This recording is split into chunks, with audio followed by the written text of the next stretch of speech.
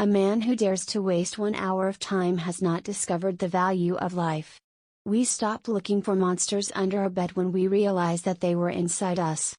The love for all living creatures is the most noble attribute of man. An American monkey, after getting drunk on brandy, would never touch it again, and thus is much wiser than most men. The highest possible stage in moral culture is when we recognize that we ought to control our thoughts.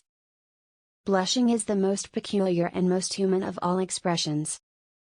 As for future life, every man must judge for himself between conflicting vague probabilities. It is mere rubbish thinking, at present, of origin of life. One might as well think of origin of matter. It may be doubted whether any character can be named which is distinctive of a race and is constant. A scientific man ought to have no wishes, no affections, a mere heart of stone.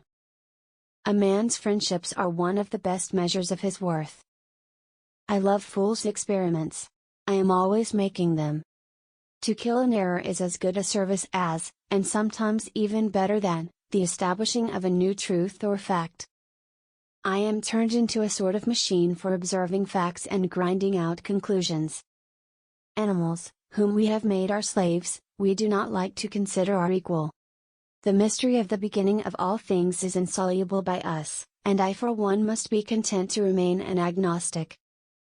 Man is descended from a hairy, tailed quadruped, probably arboreal in its habits.